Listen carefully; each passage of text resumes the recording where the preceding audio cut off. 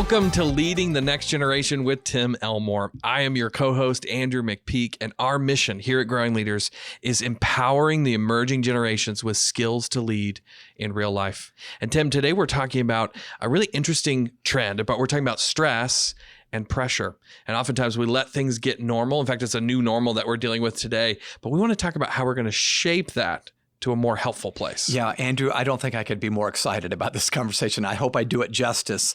But listeners, we are going to talk about the normalization of stress. We all just say, yeah, life is stressful. Yep. And it is. That's not a lie. But I actually believe there is a difference between pressure and stress. And if we use it right, the pressure can actually make us exactly who we need to be. So good. So good. I'd love to start, Andrew, if you don't mind. I want to just reminisce a little bit. In our lifetimes, we have seen things become new normals. Yeah, absolutely. In fact, I'll never forget after September 11th, 2001, President Bush got on the airwaves and said, we have a new normal. Yeah. And you know how it looked to me? I fly a lot on airplanes. I mean, the TSA security was just so hard after that. I can't imagine. I was a kid then, you know, 11 years old, but that must have been a massive change. Yeah, you're taking off your shoes, you're taking off your coat, you're taking off this. You look, let me look through everything. Now, it's gotten a little bit better, but we got used to a new normal. Yeah. I'm not loving TSA pre-check. Yeah. But I'm now used to it. It's a new normal that we got used to. Yeah, and the fact that you're now used to it makes it easier for you to handle, right? That's right. Yeah. Plus, there's all these new services to pre-check and clear. That's and right. all these exactly. things that You can bypass the system. Yeah. I'll tell you another one though. I just thought of. I remember being aghast at how we were buying water in bottles. Yeah. Because at first, when I was growing up, you got it from the tap. It's water free. fountain or whatever. Yeah. What do you mean I'm paying $2.99 for a bottle of Who's water? going to buy that? That's right. Yeah. And we do. Yeah. It's normal. And now I drink 5 or 6 bottles a day. Yeah. Who knows what I'm paying for that? In fact, I don't want to know what I'm paying for It's better not to know some yeah, things. That's right. Yeah. Yeah. For me, it's interesting things like, I'm a person who really loves music of all kinds, right? Music for a time, even once I got my first device, which was an iPod, that was the first device I ever had. It was still a labor of love because they try to make it easy with iTunes, but often I was getting CDs because they had bonus things, and you got to buy the CD and you bring it home and you download it to your computer, and then you have to plug in your iPod and then put it on your iPod. And it's a whole thing. And when I think now about how easy it is, so this is moving in the positive direction about how easy it is. Now my phone says, hey, you know that artist you like? They just put out new music. I push one button and all of a sudden I'm listening to it. So what an interesting transition. Another one that I think of is I also love photography and taking pictures. I remember traveling around as a kid with those yellow disposable cameras. Do you remember? There was the yellow brand and the green brand, and you had one or the other, and traveling around with those and taking pictures. And then you got to go to Walgreens or wherever and have your pictures printed and developed, all of that. Yep. So it's so funny to think about how very different our lives are now in terms of photography. Now we have thousands upon thousands of photos that we're probably never going to look at again. And they just keep getting bigger and bigger every year, which is a really funny thing, the things we get used to. Well, what's coming to my mind right now, and we'll move forward after this, but I think the biggest new normal we're facing today is the COVID-19 thing. Yeah. A new variant, Omicron and Delta and others. And I don't think we're done. Yeah. I think we're just going to have to get used to COVID-19. Yeah. And I don't mean that in a bad way necessarily, although it's not fun. I think we're going to move forward and look back later and go, you know what, we get a shot every year, or we wear a mask a month or 2 per year, but we get used to this new normal. Yep. And what I want you to hear me say, listeners, is I'm not saying we're settling, but sometimes new normals are settling. And that's what we want to talk about today. Absolutely. When we say now that stress is just the new normal, we just have to know teenagers are going to be stressed out. I don't think it has to be that way. I totally agree. Yeah, there's a difference. When you see things starting to settle into normalcy, we've got to ask a bigger question to go, is it okay that we're settling here? Yeah. Or is this one of those situations where we go, no, we can't let this happen? And you're exactly right. When it comes to stress, I'm watching these kids struggle, and I think it cannot stay this way. We can't let it become normal. Yeah. Well, we've seen this in music. So maybe stress has always been around, but in pop music, starting in 2015 with 21 Pilots, where they wrote a song called Stressed Out. Wish we could turn back time to the good old days when mama sang us to sleep, but now we're stressed out. We started singing about our stress. And I would say over the last 6 or 7 years, it's been so normal that I'm afraid we as adults, that would be parents, teachers, coaches, administrators, employers, anybody who works for the next generation, just say, they're stressed out. They got mental health problems. That's just the way it is. What else is new? We need to, I think we can address it. And that's what I want to do in this podcast. I love it. I love it. Such an important topic. Let's dig in. So Jana Davidson is a 7th grade science teacher, and she teaches 10th grade biology. So she's a great teacher, but she would just say, I'm just an ordinary teacher. And every day she observes her students coming into class pretty much feeling stressed out. I mean, they enter the class feeling stressed, not after the class. And many of them feel overwhelmed. Anxiety has been normalized. And so when I asked her, she said, well, I feel like my best response is to not add to their stress by pressuring them to excel. And that's where I would differ. And we had a great conversation, and I got her permission to share the story. But I actually believe that stress and pressure are two different things. And by removing pressure, we actually remove the opportunity for them to become their best selves. Yeah, that is a huge statement. And I think, by the way, just to double click on this, I think the experience of Jana Davidson is an experience that so many teachers are feeling right now. They feel some stress. They feel pressure. And they are wondering if maybe the best thing I could do for my kids, because I feel for them, is to actually remove some of the things I'm putting on them. I commend you for asking that question, but you're exactly right. We need to think about the different definitions between these two terms. She didn't want to be the bad guy adding one more source of stress. So let's talk for a minute about the power and the benefit of pressure. So both kids and adults can let stress get them down. I feel stressed out sometimes, but there's a difference between stress and pressure, as I've already pointed out. So Dane Jensen released a book some time ago called The Power of Pressure. And he says that stress can be harmful, but pressure is not. Interesting. And then he backs this up. So in fact, it could actually be the solution for many stressed out students. Fascinating. Now, listeners, did you hear what I just said? Yeah, say that again. Pressure could be the solution to the stress. Interesting. And I'm going to explain that in just a minute. So we've all heard the analogy of a diamond emerging from a coal mine. Right?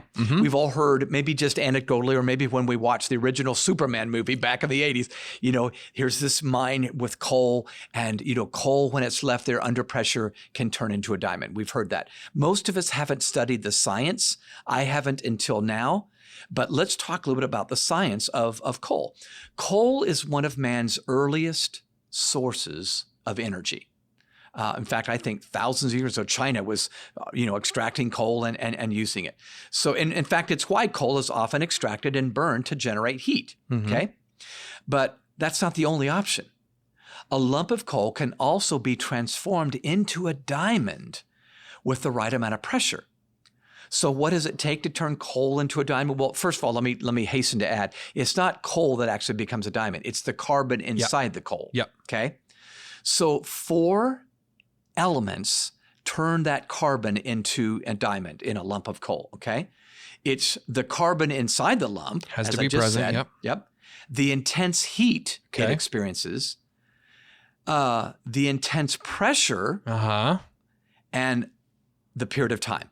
Okay? So a 1 week wouldn't do much, but years and years and years and years does something, okay?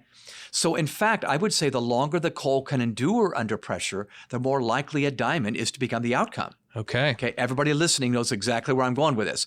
If we can help students withstand, build a little grit, we've got diamonds, not literally, but we've got a diamond result in that young person that's so ready not only for adulthood, but for leadership at the end of the journey when they graduate. Love it. So let me just remind you of something I've said, but I want to underscore it right now in your heads. I want you to remember that pressure isn't the problem. In fact, it's the solution. I'm going to say it again. Pressure isn't the problem. It's the solution. The key is knowing how to manage the pressure we feel. Yes. And I want to give you listeners right now, in fact, apply this to yourself first, and then I'd like you to apply it to the young people that you work with. So all pressurized experiences include 3 elements, okay? Element number 1, importance. Something feels high pressurized when the stakes feel high because the outcome's important. Yes. In other words, you don't really feel pressure if somebody says, I'm going to take that bubble gum from you. Well, I don't care. Take it. I can get another one. Yeah. But the moment something is very valuable, Yeah. that's when you feel pressure. Okay. So importance is category number 1. Category number 2, uncertainty. So there's no guarantee of this outcome and it could go either way. I see. Yeah. That feels pressure. Okay. In fact, I feel no pressure if I'm rewatching a football game with my favorite team and I go, I know how it ends. Yeah. They win. Yeah. There's no pressure. Yeah. If I'm watching it, I don't know if they're going to win. Oh my gosh. Different feeling. Yeah. So that's number 2. Number 3, volume. The intensity and the amount of input coming at you, which you need to process. Yeah. So listeners, if you're not able to take notes because your hands are on a steering wheel, importance, uncertainty, and volume are the ways we measure the kind of pressure that's coming at us.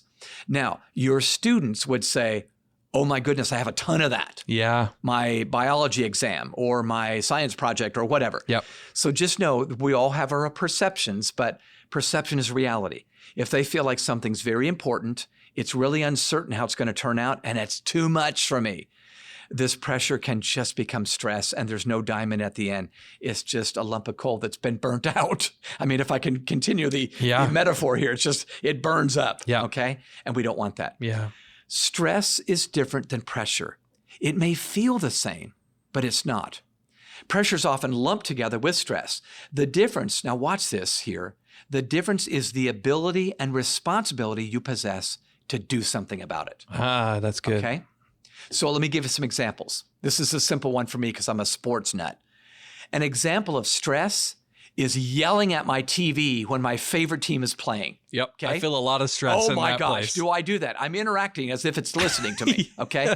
No matter what I do, I can't help or hinder the game. I think superstitiously I'm helping this team win, but I'm not helping. Yeah. So that's stress. Yelling and screaming, but I can't really No help. control, no That's right. responsibility, That's right. no ability. Yeah.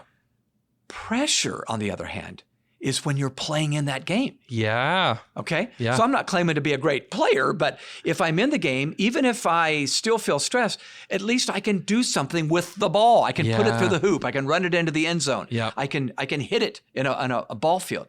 So you're naturally going to feel stressed if you go, man, there's a whole bunch of pressure. I can't do anything about it. Yeah. We've got to empower students to say, you can get up off your bottom and do something about that. Yeah. And the moment you do, it doesn't make it easy, but at least you're doing something, Yeah. and the stress turns into diamonds if we stay long enough. I love that. I love that. So the pressure of performance can actually bring out the best in us because the outcome is within our influence. I wanted to make sure you capture that. I would argue that pressure is the best way to call out what's really inside of us. Wouldn't you agree? Absolutely. In fact, if I don't have pressure on me, how many times have I said to you, Andrew, deadlines are lifelines? Yes. If I don't have a deadline for the next book I'm writing, who knows when that thing will get done, Maybe 2028, Yeah. But the moment that pressure brings out the best in me. Now, could it bring out the worst? Yes, if I just sit around doing nothing, that's stress. Yep. So we've got to say, number one, we got to make sure pressure isn't seen as a negative word. It's a good word. Yes. Pressure is my best friend. Yeah. It's going to make me better. Yeah. I'm a piece of coal. I got carbon inside. It's going to make me better. Yeah. But we've got to convince ourselves of that. So if we take it back, just the conversation where we are at this point, we take it back to that teacher, right? Yeah. She is looking at, and often we do this, we look at our students and we see all the stress they're feeling. Well, now we have terminology for this. Yeah. The stress that they're feeling is all the stuff coming at them that they can't do anything about, Yeah. right? Yeah. I have no control over my TikTok feed or my Instagram feed. I have no control over a global pandemic that's going on. And we think the best thing we can do is give them fewer assignments in school when the reality is that those assignments are actually pressure, not stress. They're an opportunity for that student to go, you know what? I do have the ability to check some stuff off the list, to accomplish a task and all of those things. So actually what's interesting is if we go back to that teacher, we would say, you're actually robbing them Yes. of possibly one of the experiences that they could have right now that would help them alleviate some of that stress. Yeah, totally. In fact, I'll just go down that road. Let's say we take all the pressure off. I know we wouldn't, but let's just say we took all the pressure off because we don't want these kids to feel stressed out. Well, now they got all this free time. They're binging, some Netflix show, but they're not liking who they become. Yeah. You know what I mean? They're not becoming this better person that we all long to be when we look in the mirror. But I just watched 6 hours of this episodic adventure, on Netflix. Yeah. So I'm not suggesting that we slip into denial about the challenges we face. Kids can be stressed out. There's no doubt about it. All I'm saying is that we should determine whether those challenges turn out to be merely stressful or if the pressure eventually produces a diamond. Does the carbon in the coal remain the same? Or does it get transformed in the process? If you do nothing about challenging circumstances you face, stress can be the result. So here's a quick insight. Over time, the sources of our stress have changed. Too many young people are worrying about things that weren't normal stress in generations past. Yeah. You just mentioned some examples. Yeah. And I think we need to make sure that we point them out and say, you need to decide what you're going to do with that. Yeah. Okay? I want to talk now about I want to take this analogy of pressure a little bit step further, and then I want to give some real practical steps. Yeah. So pressure, I'm just thinking out loud now, but pressure can feel like a shove. Let's imagine just for a moment that we're at an amusement park. We're a group of people, you and me, Andrew, and all of our listeners here are at an amusement park. We're standing in a line at a really fun ride. We're just chit-chatting, and somebody either intentionally or accidentally shoves us. Okay. Well, that push never feels good. It feels intrusive. It feels abrasive. We don't like it. But what if that shoved, when we get back up, we go, oh my gosh, it pushed me to the front of the line. Oh, that was good. I didn't like the experience. I'm now ahead of where I was. I don't know if that sounds cheesy, listeners, but I'm just saying maybe the pressure could be the shove to the front of the line. I actually am in a better place now than I was before because of that shove. So I guess what I'm trying to do is give you imagery that are going to help you better profile and lead that student into turning this stress into pressure. Okay, this is awesome. So Tim, you mentioned getting practical with us. Help us kind of take this to the next level. How do we actually help our students get the most out of the pressure they're facing? Okay, so let me give you some steps, but I want you to know all of these steps fall under the umbrella of the power we perceive that we possess to do something about the situation. That's it. Remember, watching the game on TV versus you're in the game. We want to push the students into the game. All right? Love it. So I have a handful of steps. Number one is embrace a realistic view of what's really at stake. No more, no less. Sometimes we get stressed out because we make a mountain out of a molehill. Yeah. It's just, oh my gosh, this is the end of the world. No, it's not the end of the world. So don't create trouble by making mountains out of molehills. Be realistic about the stakes that are in front of you. That's great. Okay? I love it. Number two, help students focus on what they can control, not on what they cannot. Yep. One of the most miserable days we will ever experience is to try to control some things that are not in our control. So true. Or vice versa, not do something we should control. So if something's out of your control, trust the process you're in. If it's controllable, take responsibility. There's that difference between pressure and stress. Absolutely. Number three, eliminate sources of pressure or stress that distract students from what's important. So even though I think pressure is good, not all pressure is good. Yeah. If you're getting pressure that could make you better, but it's at a category you don't even care about, take it away. Get rid of it. Sorry, I don't need to be yelling. Get rid of anything that clouds your focus or prevents you from concentrating on that really important goal.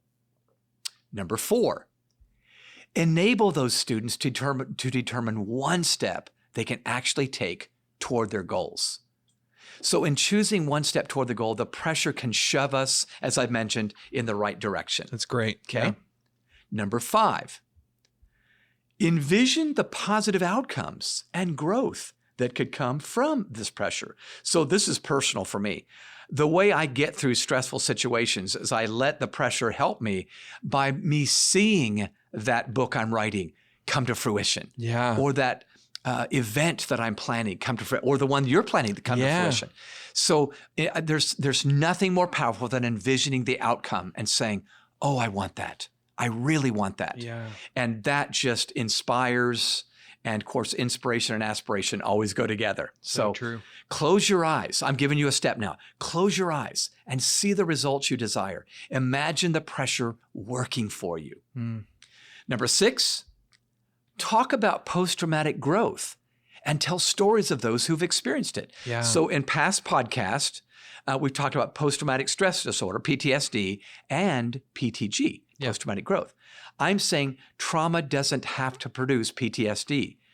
Post-traumatic growth, or PTG, occurs when we process the benefits that arise from trauma. I would say with your students, talk about people who've gone through stressful time and something wonderful happened. Yeah. They invented something. They discovered something. They wrote something. Okay? So true. One more step. Number 7, clarify why this pressure point outcome is important to you.